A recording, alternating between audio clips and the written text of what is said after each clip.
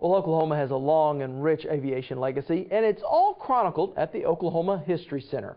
We visited the museum that sits right across from the state capitol and had the History Center's Bill Moore give us some perspective on our state's aviation past.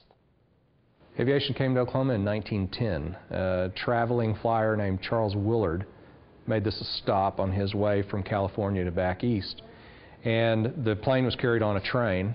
They unloaded it, put it together, charged people to come watch it, and he made the first flight down close to where Capitol Hill High School is in Oklahoma City.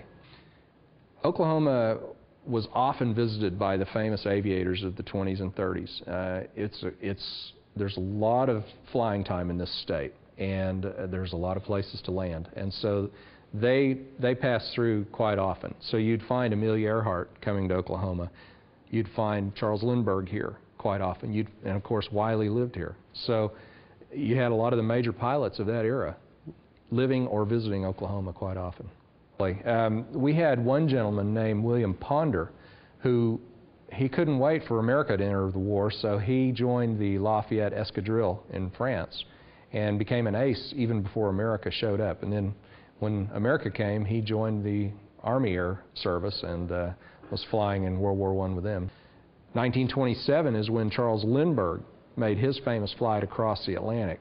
And most folks attribute the spurt in popularity of aviation to that one flight. But what's unique is, just a few months after he made that flight, you had a gentleman named Art Goebel from the Phillips 66 group flew the Woolaroc, which was sponsored by Phillips, from California to Hawaii. And you think about how significant that is. Lindbergh only had to go from one continent to another. You had Goebel flying from the continent to this little bitty island in the Pacific, and he didn't have GPS. Pretty impressive. Now, some of the very first airlines, they got their start here in Oklahoma. We had several that started in Oklahoma. One that's very well known to folks is Braniff Airlines, and that was started by Paul Braniff, who was a pilot. Braniff Airlines was a huge airline in the United States as well as in South America. And that started here in Oklahoma City and Tulsa. We had a regular route going back and forth, and then it expanded out from there.